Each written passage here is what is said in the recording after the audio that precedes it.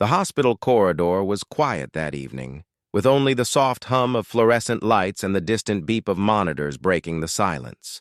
It was nearly midnight when Sarah Mitchell, a nurse in her late 20s, made her rounds through the emergency department.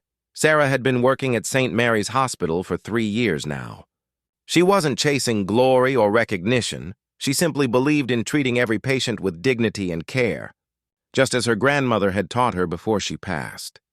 That night, as Sarah walked past the waiting area, she noticed a man slumped in a wheelchair near the wall. He wore an expensive navy suit with a silk tie, though his jacket was draped carelessly over the armrest. His dark hair was slightly disheveled, and even in sleep, worry lines creased his forehead. He looked to be in his early 40s, exhausted beyond measure. The air conditioning in the hospital ran cold at night. Sarah knew this well. She'd seen too many people shivering in those plastic chairs, too proud or too tired to ask for a blanket. Without hesitation, Sarah slipped off her own cardigan, a soft cream-colored one her mother had knitted for her last Christmas. Gently, so as not to wake him, she draped it over the man's shoulders. She paused for just a moment, noticing the exhaustion etched into his features. Whatever burden he carried, it was heavy. Sarah said a quiet prayer for him, as she often did for her patients, then continued her rounds. The man's name was David Harrison. He was the CEO of Harrison Industries, a manufacturing company his father had built from nothing. Tonight, David wasn't here as a powerful executive. He was here as a son, keeping vigil while his elderly mother underwent emergency surgery. David had rushed to the hospital straight from a board meeting, his mind racing with fear. The doctors had said the surgery would take hours. Somewhere between the waiting and the worrying, exhaustion had finally claimed him. When David opened his eyes, the first thing he noticed was warmth. A soft cardigan covered his shoulders, certainly not his own. The second thing he noticed was the time, 2:30 in the morning. He sat up slowly, his back protesting from the awkward position. As his mind cleared, he wondered who had shown him this kindness.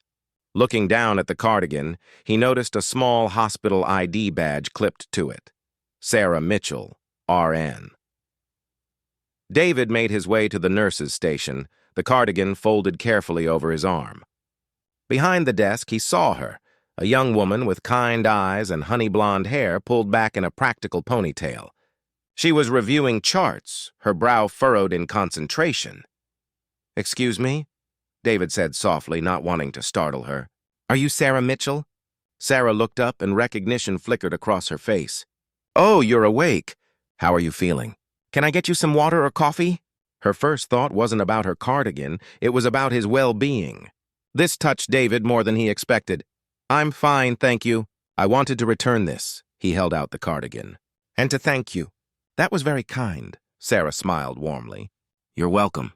You looked cold, and I know how chilly it gets in here at night. I hope you got some rest." "I did, actually. More than I expected." David hesitated, then added, "My mother is in surgery. I suppose the worry caught up with me." Sarah's expression softened with understanding. "I remember your mother from when you checked in, Mrs. Eleanor Harrison, correct? Dr. Patterson is an excellent surgeon. Your mother is in good hands." The way Sarah spoke, with genuine care rather than empty reassurance, made David feel truly heard. It had been a long time since someone had treated him simply as another human being, rather than as the CEO of a major company. "Would you like to sit down?" Sarah gestured to a small break area nearby. "I can't leave the station, but I can see it from here. Sometimes waiting is easier with a little company." David found himself accepting, settling into one of the chairs within view of the nurse's station.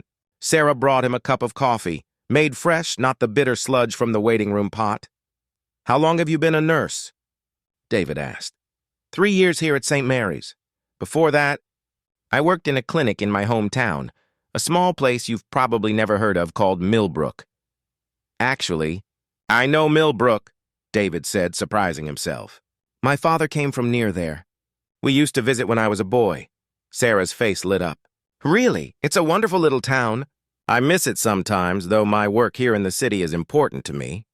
They talked quietly as the night stretched on. Sarah checked on her patients regularly, but between rounds she would return and their conversation would continue. They spoke about small towns and big cities, about family and responsibility, about the things that matter when the world is quiet and dawn is still hours away. David found himself sharing things he rarely discussed, how the pressure of running his father's company sometimes felt overwhelming, how he worried he was losing touch with the values his parents had instilled in him. How tonight, sitting in that wheelchair, he'd felt helpless in a way that no boardroom battle had ever made him feel. Sarah listened without judgment. "You know," she said thoughtfully, "my grandmother used to tell me that we're never more human than when we're vulnerable. It's in those moments we remember what really matters." Her words settled over David like a bomb. At 4 in the morning, Dr. Patterson emerged with good news.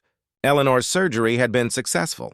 She would need time to recover, but the prognosis was excellent.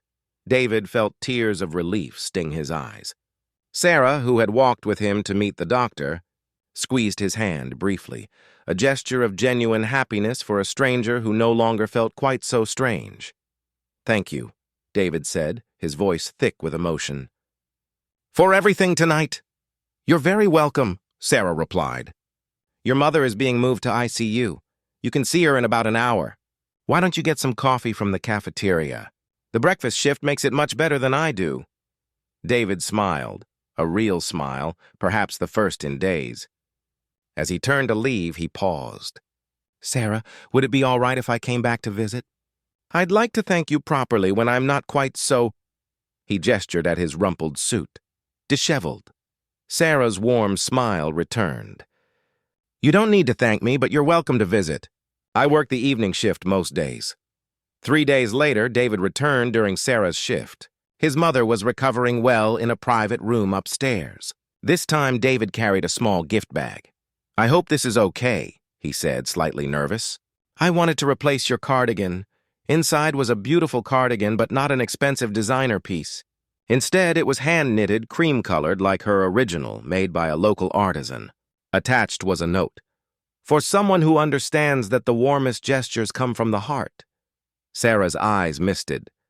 "David, this is beautiful. You really didn't have to—" "I wanted to," he said simply. "That night you reminded me of something important. You saw someone who needed kindness, and you gave it without thinking twice. No calculations, no expectations, just genuine human care. I've spent so long in a world where every action has an angle that I'd forgotten what simple kindness looks like."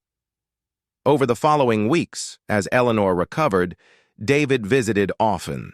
Sometimes he came to see his mother, but just as often, he'd stop by the nurse's station to chat with Sarah during her breaks.